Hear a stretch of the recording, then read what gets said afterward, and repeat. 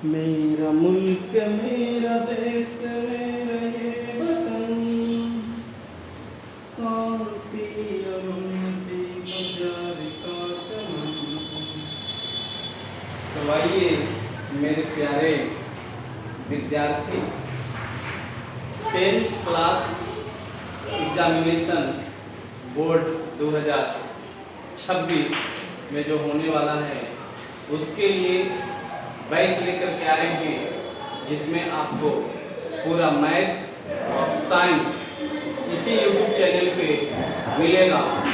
और इतना तो ज़रूर आप समझदार होंगे कि अगर मैथ का एक चैप्टर जिससे लगभग पासिंग मार्क्स से भी ज़्यादा क्वेश्चन आते हैं, मतलब उतना नंबर का क्वेश्चन आते हैं, वो चैप्टर का नाम है ट्रिगोनोमेट्री। क्या नाम है? ट्रिगोनोमेट्री, त्रिकोणमिति। तो हम आप लोग को आज सिखाने वाले हैं त्रिकोणमिति। क्या सीखने वाले हैं? त्रिकोणमिति। एक लाजवाब चैप्टर है। अगर आप लाजवाब तरीके से पढ़ते हैं तो बहुत मज़ा आएगा, और अगर इस चैप्टर को बेहतरीन तरीक़ा से पढ़ लिया जाए तो मैं समझता हूँ कि आपको मैथ में समस्या नहीं आएगा किसी तरह का। तो ज़्यादा विलंब न करते हुए हम स्टार्ट करते हैं, पॉइंट पे आते हैं। त्रिकोणमिति। त्रिकोणमिति का पिता, फादर ऑफ ट्रिगोनोमेट्री, हिपार्कस को कहा जाता है। हिपार्कस नाम का एक यूनानी गणितज्ञ था, जिन्होंने यह चैप्टर, यह अध्याय को बेहतरीन ढंग से समझाया, इसीलिए उनको फादर ऑफ ट्रिगोनोमेट्री कहा जाता है, त्रिकोणमिति का जनक कहा जाता है। आप इस नाम से आप पहचान सकते हैं, त्रि मतलब होता है तीन। त्रि का मतलब क्या होता है? तीन। और कोण, आपको समझाना चाहेंगे हम कोण, एंगल के बारे में। एंगल का निर्माण कैसे होता है आप लोग को पता होना चाहिए। ज्यामिति जब हम पढ़ाएंगे, पहला चैप्टर आप लोग के बीच हम लाएंगे त्रिकोणमिति, दूसरा चैप्टर ज्यामिति लाएंगे, और तीसरा चैप्टर क्षेत्रमिति लाएंगे। अगर आप ये तीनों चैप्टर को पकड़ बनाए रखते हैं तो कहीं ना कहीं आपको मैथ में बेहतरीन नंबर आप प्राप्त कर सकते हैं। तो कहने का मतलब है कि ज्यामिति भी हम आपको बताएंगे इस चैप्टर के बाद, लेकिन अभी थोड़ा सा जानकारी होना भी जरूरी है। जैसे आप इसके बारे में जो ये लिखे हम, इसको हम बिंदु कहते हैं, पॉइंट बोलते हैं। इसका परिभाषा होता है वैसा ज्यामितीय आकृति जिसका न तो लंबाई हो, न तो चौड़ाई हो, न तो ऊंचाई हो। मतलब लंबाई, चौड़ाई, ऊंचाई नग्न, मतलब न के बराबर हो, उसे हम लोग क्या कहते हैं? बिंदु कहते हैं। दूसरा कि वैसा ज्यामितीय आकृति, वैसा ज्यामितीय आकृति जिसका, वैसा ज्यामितीय आकृति जिसका सिर्फ और सिर्फ लंबाई हो, चौड़ाई और ऊंचाई न के बराबर हो, या चौड़ाई या मोटाई नग्न, उसे हम लोग रेखा के नाम से जानते हैं। किस चीज के नाम से जानते हैं? रेखा के नाम से जानते हैं। और जिसका कुछ ना हो उसको हम लोग पॉइंट कहते हैं। मतलब लंबाई, चौड़ाई, मोटाई नग्न हो, न के बराबर हो, उसको बिंदु कहते हैं, और जिसका सिर्फ और सिर्फ लंबाई हो उसको हम लोग रेखा कहते हैं। आपको यहाँ से एक बात याद रखना है कि एक बिंदु से अनंत रेखा गुजर सकता है, एक बिंदु से अनंत रेखा गुजर सकता है, और एक रेखा पर अनंत बिंदु होते हैं। एक रेखा पर अनंत बिंदु होते हैं, ध्यान रखना है। एक रेखा पे कितना बिंदु? अनंत बिंदु। एक रेखा से कितने किरण या रेखा खींचा जा सकता है? एक बिंदु से अनंत रेखा खींचा जा सकता है, लेकिन दो बिंदु है तो इससे परस्पर एक ही रेखा गुजर सकता है। दो बिंदु से कितना रेखा गुजरेगा? एक रेखा। एक रेखा पर अनंत बिंदु होता है, एक बिंदु से अनंत रेखा गुजर सकता है। ये सब छोटा छोटा जो पॉइंट है उसको ध्यान रखेंगे। ज्यामिति पढ़ाएंगे तो उसमें आपको बिल्कुल समझाएंगे कि क्या होता है। अब जरा ध्यान दीजिए, वैसा ज्यामितीय आकृति जिसका एक सिरा निश्चित बिंदु हो और दूसरा अनंत दिशा तक जा रहा हो, अनंत दूरी तक जा रहा हो, उससे हम लोग किरण के नाम से जानते हैं। क्या नाम है? किरण। और दोनों तरफ एक निश्चित बिंदु हो, उसे हम कहते हैं रेखाखंड। क्या कहते हैं? रेखाखंड। तो आपको ध्यान रखना है।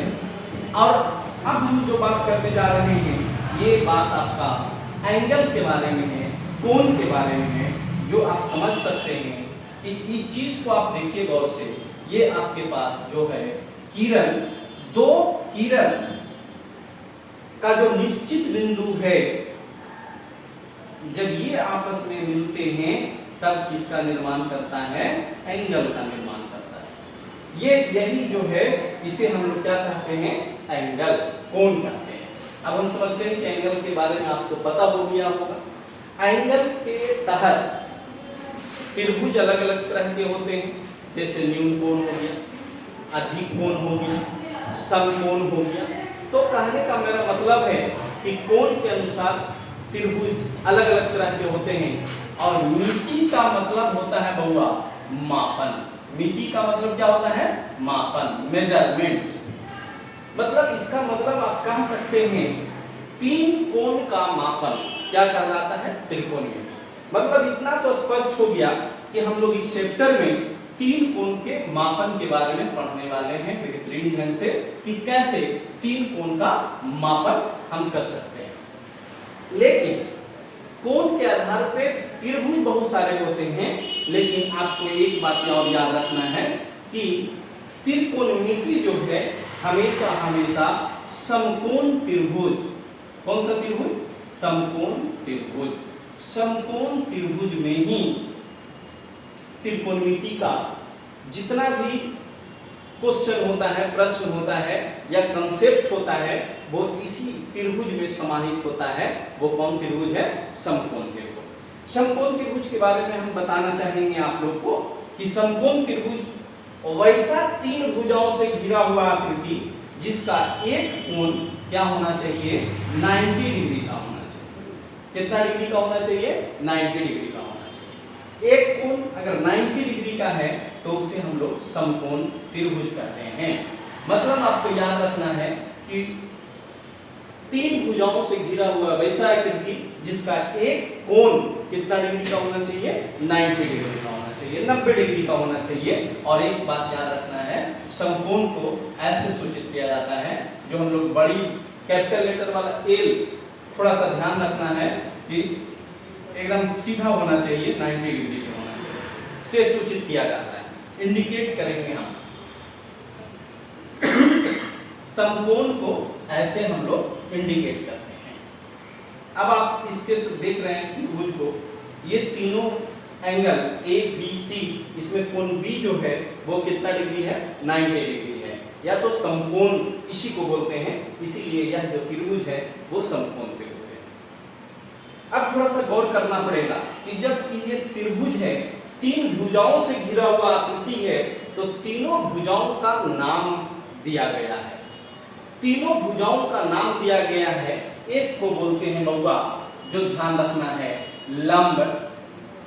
दूसरा एक होता है आधार, और तीसरा होता है कर्ण। अंग्रेजी में इसको बोलते हैं परपेंडिकुलर, इसको बोलते हैं बेस, और इसको बोलते हैं हाइपोटेनियस। कर्ण, पहला लंब, दूसरा आधार, तीसरा कर्ण। सबसे पहले हम कर्ण के बारे में आपको समझाना चाहेंगे कि कर्ण क्या है। तो आपको एक बात एकदम हमेशा याद रखना है कि समकोण के सामने वाला जो भुजा है उसको हम क्या कहते हैं? कर्ण कहते हैं। समकोण के सामने वाला भुजा क्या कहलाता है? कर्ण। इंग्लिश में बोलेंगे इसको हाइपोटेनस या हाइपोटेनियस। तो कर्ण के बारे में आपको याद रखना है कि कर्ण जो होता है वो समकोण के सामने वाला भुजा होता है और कर्ण जो होता है वो ये दोनों भुजा से हमेशा बड़ा होता है। मतलब कहने का कि तीनों भुजाओं में से सबसे बड़े भुजा कौन होता है? तो कर्ण होता है। कर्ण कभी भी लंब से छोटा नहीं हो सकता या आधार से कभी छोटा नहीं हो सकता। इस बात को ध्यान रखना है। मतलब सबसे बड़ा भुजा कौन सा हो जाएगा? कर्ण हो जाएगा। आगे चल रहे हैं लेकर के बाद। अब जो हम चैप्टर लिखे हैं इसका 6 गो निष्पत्तियां हैं। कितना निष्पत्तियां हैं? 6 निष्पत्तियां। आपके सामने लिख रहे हैं हम 6 निष्पत्तियां। एक है साइन और इसके साथ बउआ एक अपना एंगल लेकर के आता है। जो लिखा हुआ रहेगा आपको साइन, यहां पे लिखते हैं हम, एंगल के जगह पे कुछ भी रह सकता है। अभी जो लिखे हैं वो साइन थीटा लिखे, हो सकता है लिखा हुआ मिलेगा आपको साइन ए। इसका मतलब समझ जाना है कि ये किसको डिनोट कर रहा है? एंगल को डिनोट कर रहा है। साइन ए लिखा हुआ है, इसका मतलब ये किसको इंडिकेट कर रहा है? एंगल को। साइन निष्पत्तियां है त्रिकोणमिति का, और ए जो है क्या है? एंगल। क्या है? एंगल। अब समझिए, अब यहाँ पे कुछ भी रह सकता है ना, एंगल के जगह पे कुछ भी रह सकता है जो त्रिभुज में लिखा हुआ हो। साइन सी भी लिखा हुआ रह सकता है। क्या रह सकता है? साइन सी भी लिखा हुआ रह सकता है। हम यहाँ पे थोड़ा सा गौर से देखिएगा, लिख दे रहे हैं हम, साइन सी भी रह सकता है यहाँ पे लिखा हुआ। साइन थीटा ये एंगल है, साइन ए मतलब ए जो है एंगल है, साइन सी, सी जो है क्या है? एंगल है। अब जरा गौर करिए, बउआ लंब जो है, परपेंडिकुलर जो है, इसी पे निर्भर करता है, डिपेंड करता है। जो इसके साथ निष्पत्तियां के साथ लगा हुआ है सहायक एंगल, उसी के सम्मुख जो भुजा होगा वो आपका परपेंडिकुलर कहलाएगा। जैसे मान लीजिए साइन थीटा बोल रहे हैं हम, जैसे एक त्रिभुज है यहाँ पे दिया हुआ समकोण त्रिभुज, और यहाँ पे थीटा है बउआ, यहाँ पे थीटा है और हम ए बी सी लिख रहे हैं। तो अगर थीटा यहाँ पर है तो इसके सम्मुख जो भुजा है, इसके जो सम्मुख भुजा है, ये आपका क्या कहलाएगा? लंब कहलाएगा, परपेंडिकुलर कहलाएगा। मान लीजिए कि ये एक त्रिभुज है, समकोण त्रिभुज, और यहाँ पे अगर थीटा लिखा हुआ है, यहाँ पे अगर थीटा लिखा हुआ है तो थीटा के सामने वाला भुजा क्या हो जाएगा? लंब हो जाएगा, परपेंडिकुलर हो जाएगा। तो आपको एक बात निश्चित आपको समझ में आ गया होगा कि लंब किसको बोलेंगे? जो निष्पत्तियां हैं त्रिकोणमिति का, उसके जो सहायक में एंगल आया है, उसके जो सम्मुख भुजा होगा वो क्या कहलाएगा? लंब कहलाएगा, वो परपेंडिकुलर कहलाएगा।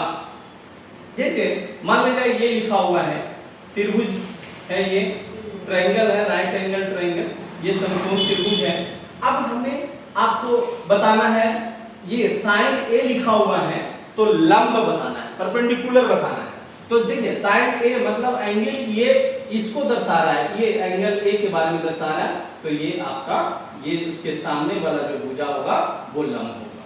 लेकिन अगर इसमें आइएगा साइन सी, जरा देखिएगा गौर से, ए है, बी है, सी है, यहाँ पे मान लीजिए समकोण है। अगर साइन सी लिखा हुआ है तो यहाँ एंगल सी को दर्शा रहा है, और जब एंगल सी को दर्शा रहा है तो यहाँ पे देखिए लंब कौन हो जाएगा? ये हो जाएगा। मतलब सीधा सीधी आप इतना समझ के रखिए कि समकोण त्रिभुज में त्रिकोणमितीय निष्पत्तियां के जो सहायक एंगल है यहाँ पे लिखा हुआ, उसके सम्मुख जो भुजा होगा वो क्या कहलाएगा? लंब कहलाएगा।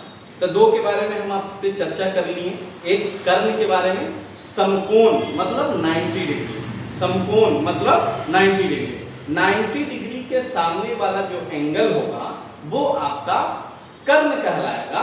लेकिन जो कोण दिया हुआ रहेगा त्रिकोणमितीय निष्पत्तियां में, जो कोण दिया हुआ रहेगा उसके जो सम्मुख भुजा होगा वो क्या कहलाएगा? आपका लंब कहलाएगा।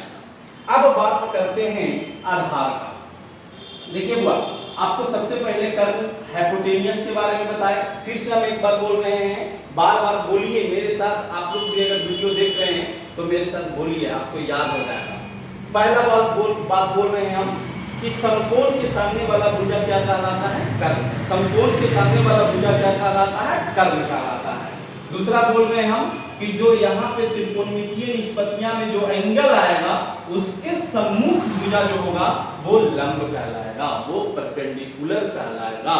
अब हम तीसरा जो बात कर रहे हैं आधार के बारे में बात कर रहे हैं। तो आपको पता होना चाहिए कि आधार किसको कहते हैं? वैसा भुजा, त्रिभुज का वैसा भुजा जिस पर एक एंगल हो और दूसरा पर क्या होना चाहिए? समकोण होना चाहिए। जैसे मान लेना कि ये त्रिभुज को गौर से देखिए और हम पूछेंगे आपसे कि बताइए आधार कौन है, तो वैसा भुजा देखना है जिस पर समकोण हो और एक दूसरे तरफ क्या होना चाहिए? एंगल होना चाहिए। जैसे आप इस भुजा को गौर से देखिए, आप इस भुजा को गौर से देखिए, इस भुजा को आप गौर से देखिए तो देखिएगा कि इस भुजा पे 90 डिग्री भी है पड़ रहा है और इसी भुजा पर ये थीटा भी पड़ रहा है। इसीलिए ये भुजा क्या कहलाएगा बउआ? आधार कहलाएगा, बेस कहलाएगा। मतलब कहने का मतलब है कि 90 डिग्री मतलब समकोण एक तरफ और दूसरे तरफ थीटा एंगल जो आया है वो रहेगा। वो जो भुजा होगा, जिस भुजा पर ये दोनों रहेगा, उस भुजा का नाम क्या है? आधार। जैसे ये ट्रायंगल है, राइट एंगल ट्रायंगल है, इसमें हम पूछे आपसे कि आधार बताइए, तो इस भुजा को देखिए गौर से। ये भुजा ये इस पे समकोण है और ये थीटा है, इसी को हम लोग आधार बोलेंगे, बेस बोलेंगे अंग्रेजी में। जैसे ये है, इसमें हम पूछेंगे आपसे कि आधार बताइए जी, तो इस भुजा पे, इस भुजा को गौर से देखिए, इस पे समकोण भी है और एंगल भी है। तो कहने का मेरा मतलब है, देखिए इसी भुजा से समकोण का निर्माण हुआ, इसी भुजा से एंगल का निर्माण हुआ दूसरे तरफ से, तो इसको हम लोग क्या बोलेंगे? आधार बोलेंगे। तो बिल्कुल आपको समझ में आ गया होगा लंब के बारे में, आधार के बारे में और कर्ण के बारे में। अगर ना समझ में आया तो फिर से वीडियो पीछे जा करके आप देख सकते हैं, बिल्कुल समझ में आया। तो हम बात कर लिए, जो बात फिर से हम रिवीजन के तौर पर आपको बता रहे हैं, त्रिकोणमिति का पिता हिप्पारकस को कहा जाता है। ये यूनानी के रहने वाले गणितज्ञ थे जिन्होंने ये अध्याय को बेहतरीन तरीका से समझाया, इसीलिए इनको फादर ऑफ त्रिगोनोमेट्री कहा जाता है। त्रिकोणमिति मतलब तीन कोण का मापन होता है और तीन भुजाओं से घिरा हुआ आकृति त्रिभुज कहलाता है। और पूरा त्रिकोणमिति कहाँ कौन सा त्रिभुज में बनता है? तो समकोण त्रिभुज में बनता है। तो समकोण त्रिभुज कहने का मतलब एक भुजा एक कोण 90 डिग्री का होना चाहिए और जब तीन भुजा से घिरा हुआ आकृति है तो तीन भुजा आएगा। तीनों का नाम हम पूरी तरह से डिस्कस किए। पहला कर्ण के बारे में बताए कि 90 डिग्री के सामने वाला जो भुजा होगा वो आपका कर्ण होगा और लंब आधार से बड़ा होगा। लंब आधार से क्या होगा?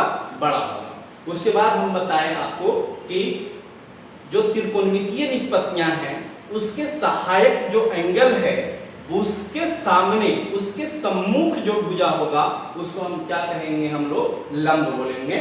और जिस भुजा पे एंगल का निर्माण हो रहा हो और दूसरे तरफ समकोण हो रहा हो उस भुजा को हम क्या कहेंगे? आधार बोलेंगे। तो आप देखें लंब के बारे में, आधार के बारे में और कर्ण के बारे में। अब एक वैज्ञानिक आए पाइथागोरस नाम का। कौन नाम का? पाइथागोरस नाम का। अब पाइथागोरस नाम का वैज्ञानिक आए तो इन्होंने तीनों के बीच में एक रिलेशन स्थापित किए। तीनों के बीच में क्या रिलेशन स्थापित किए वही अब बताने वाले हैं। तो पाइथागोरस जो वैज्ञानिक थे वो गणितज्ञ थे जो लंब और आधार और कर्ण के बारे में बताए कि बउआ कर्ण जो होता है वो सबसे बड़ा भुजा होता है और कर्ण का जो वर्ग करिएगा तब कर्ण का जो वर्ग होगा वो अन्य दोनों भुजाओं के वर्ग के योग के बराबर होगा। मतलब देखिए कर्ण का वर्ग जो होगा, कर्ण का वर्ग जो होगा अन्य दो भुजाएं माने लंब और कौन हुआ आधार, ये दोनों के वर्ग के योग के बराबर होगा। आपको ध्यान रखना है, ये कौन बताए, पाइथागोरस नाम का गणितज्ञ आए और वो तीनों के बीच में एक संबंध स्थापित किए, कर्ण स्क्वायर बराबर लंब स्क्वायर प्लस क्या आधार स्क्वायर। कहने का मेरा मतलब है, या देखिए यहाँ पे गौर से, जैसे मान लीजिए ये एक त्रिभुज है, ये एक त्रिभुज है और ये आपका समकोण त्रिभुज है, ए है, बी है, सी है और यहाँ पे मान लीजिए थीटा एक एंगल दे रहे हैं हम, और यहाँ पे बोल दिए हम कि ये 9 सेंटीमीटर है जी और ये 40 सेंटीमीटर है जी, और आपको ये निकालना है, ये AC बराबर भाग, ये वाला भुजा आपको निकालना है। तो आपको इतना पता होना चाहिए कि समकोण के जो सामने वाला भुजा है ये क्या कहलाता है बउआ, कर्ण कहलाता है। और कर्ण के बारे में हम जानते हैं, देखिए कर्ण के वर्ग बराबर इतना होता है लंब स्क्वायर प्लस आधार स्क्वायर, तो कर्ण बराबर हो जाएगा, कर्ण बराबर हो जाएगा अंडर रूट लंब स्क्वायर प्लस आधार स्क्वायर, लंब स्क्वायर प्लस आधार स्क्वायर। तो कहने का मेरा मतलब है कि अगर कर्ण आपको निकालना है तो अंडर रूट करेंगे और 9 का वर्ग प्लस 40 का वर्ग। कहने का मेरा मतलब है 9 का वर्ग 81 और 40 का वर्ग 1600, मतलब 1681। 1681 का वर्गमूल आप निकालेंगे तो कितना आएगा बउआ, 41।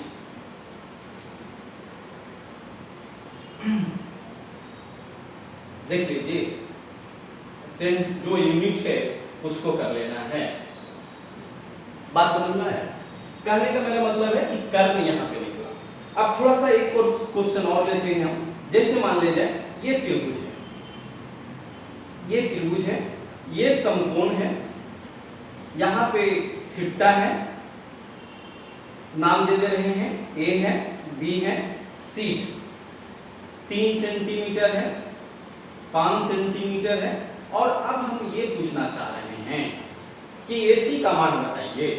तो आपको इतना तो समझदार आप जरूर हैं कि समकोण के सामने वाला भुजा कर्ण कहलाता है, तो ये कर्ण है, और थीटा के सामने वाला भुजा लंब होता है, इसका मतलब हमें लंब बराबर अब लिखना पड़ेगा। तो आपको एक बात याद हो जाना चाहिए कि जब हम समझें कि कर्ण बराबर होता है, कर्ण बराबर होता है अंडर रूट लंब का स्क्वायर प्लस आधार का स्क्वायर, तो अब किसी भी चीज का आप निकाल सकते हैं। जैसे लंब पूछ रहा है तो प्लस आधार स्क्वायर को इस साइड लेके चले आएंगे, मतलब अगर आपसे पूछा है लंब बराबर तो हो जाएगा बउआ अंडर रूट कर्ण का वर्ग माइनस आधार का वर्ग, आधार का वर्ग। उसी ढंग से अगर आधार बराबर पूछेगा आपसे, आधार बराबर पूछेगा तो अंडर रूट कर्ण का वर्ग माइनस लंब का क्या हो जाएगा, वर्ग। देखिए आधार बराबर पूछेगा तो लंब इधर से आएगा उठ करके, अगर लंब पूछेगा तो आधार प्लस में है तो इधर आ जाएगा माइनस में। तो आप ये तीनों को थोड़ा सा ध्यान में रखना है चीज को। अब जरा देखिए गौर से, जैसे इसको निकालना है हमको, लंब निकालना है हमको, तो बताइए लंब बराबर होता है अंडर रूट कर्ण का वर्ग, तो कर्ण मेरा 5 है तो 5 का वर्ग माइनस मेरा आधार, जरा देखिए जिसपे समकोण और थीटा दोनों हो, जिस भुजा पे उस भुजा को हम आधार बोलते हैं, तो 3 का वर्ग, तो 5 का वर्ग 25 होता है और 3 का वर्ग 9 होता है, अंडर रूट 16 का वर्गमूल कितना होता है, 4 होता है। तो आप पहला क्वेश्चन में कर्ण आपसे निकलवा लिए, दूसरा क्वेश्चन में लंब निकलवा लिए। अब एक क्वेश्चन और लिखते हैं, जैसे मान लीजिए ये त्रिभुज है, यहाँ पे समकोण है और ये आपका थीटा है। मान लीजिए ये 13 सेंटीमीटर दिया हुआ है और ये 5 सेंटीमीटर दिया हुआ है। अब सबसे पहले तो आपको देख करके ये पहचानना है कि हमें लंब निकालना है कि आधार निकालना है कि कर्ण निकालना है। वीडियो में कमेंट जरूर करिए, बताइए इस क्वेश्चन में क्या निकालना है? सबसे पहले देखना है लंब निकालना है कि आधार निकालना है कि कर्ण निकालना है। तो हमें पता होना चाहिए कि ये आपका समकोण है, समकोण के सामने वाला भुजा कर्ण होता है, तो कर्ण तो दे रखा है, और थीटा के सामने वाला भुजा क्या होता है? लंब होता है। क्या होता है? लंब। और हमें लंब ही निकालना है, तो लंब अभी निकालने के लिए आपको सिखाए हम कि अंडर रूट कर्ण का वर्ग माने 13 का वर्ग माइनस आधार का वर्ग माने 5 का वर्ग, 13 का वर्ग 169 और 5 का वर्ग 25, इसको घटाएंगे तो 144, और 144 का वर्गमूल कितना होता है? 12। तो बिल्कुल आपको समझ में आया होगा लंब निकालने के लिए और कर्ण निकालने के लिए। अब एक क्वेश्चन हम लिखते हैं जिसमें आधार आपसे निकलवाते हैं। जैसे ये थीटा है और यहाँ पे समकोण बन रहा है, यहाँ पे क्या बन रहा है? समकोण बन रहा है। नाम दे रहे हैं ए बी सी। मान लेते हैं कि ये 24 सेंटीमीटर है, 7 सेंटीमीटर है, सॉरी यहाँ पे लिखते हैं 25 सेंटीमीटर, 7 सेंटीमीटर, और हम आपसे अब ये पूछ रहे हैं। तो आप देखिए गौर से, ये जो भुजा है उस पे समकोण है और थीटा है, इसका मतलब हमको से आधार पूछा गया है। और जैसे ही आधार पूछा गया है बउआ, तो आधार बराबर हमको पता होना चाहिए। जो यहाँ पे देखिए आधार बराबर अंडर रूट कर्ण का वर्ग माइनस लंब का वर्ग। तो बताइए अंडर रूट लंब कर्ण का वर्ग, तो ये समकोण है, समकोण के सामने वाला भुजा कर्ण होता है, माने 25 का वर्ग माइनस 7 का वर्ग। सॉल्यूशन इधर कर रहे हैं। 25 का वर्ग होता है 625 और 7 का वर्ग होता है 49। अब घटा देंगे बउआ तो हो जाएगा 6, बताइए कितना होगा? 7 और 5 है ना, 576 का वर्गमूल कितना होता है? 24। तो ये आपका आधार हो गया। तो आपको यहाँ पे लंब निकालने के लिए बताएं, कर्ण निकालने के लिए बताएं, आधार निकालने के लिए बताएं, तीनों बात आपको बिल्कुल एक एक बात बोल करके समझाया गया है। मैं समझता हूँ कि आप लोग को समझ में आया होगा। अगर वीडियो अच्छा लग रहा है तो आप लोग लाइक जरूर करिएगा और कमेंट में जरूर करना है कि क्या बात आपको पता नहीं चला और क्या क्या समस्या है आपको, जो भी कमेंट में लिखेंगे, ताकि आगे जो आएगा वीडियो उसमें उस समस्या को क्या किया जाएगा? दूर किया जाएगा। आइए बहुत सारा क्वेश्चन लिखते हैं, आप इसको बना करके कमेंट में आंसर जरूर लिखिएगा, ठीक है? फिर उसके बाद हम आगे का क्लास करेंगे। तो आइए क्वेश्चन बहुत सारा लिख रहे हैं, थोड़ा सा मेरे साथ आप लोग भी लिखिए और क्वेश्चन बना के रखना है।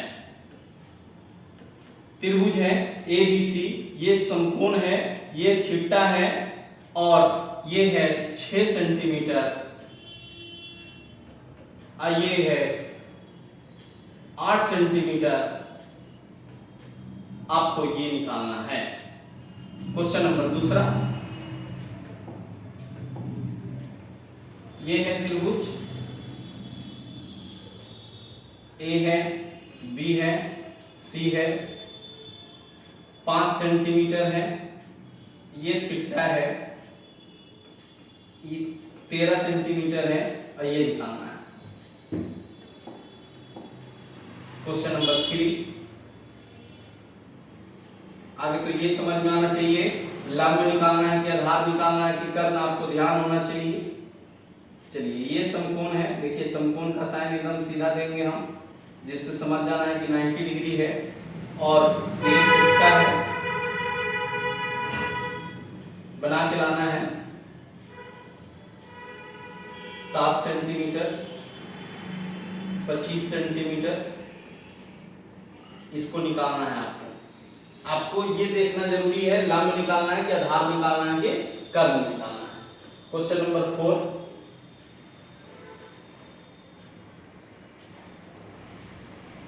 ये समकोण है आपका, ये थीटा है,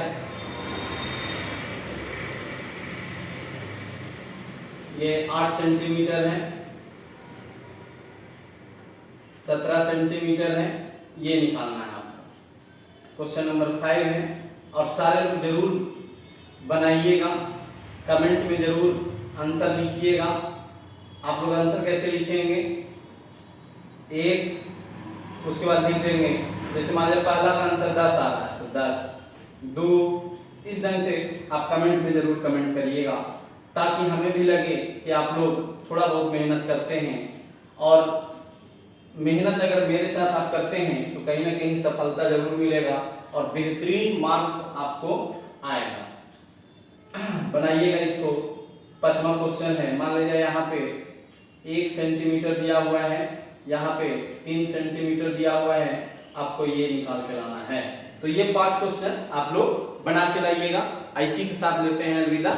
जय हिंद, जय भारत। आप लोग वीडियो को ज़्यादा से ज़्यादा लाइक करिए और अपने दोस्तों को भी शेयर करिए। जय हिंद, जय भारत।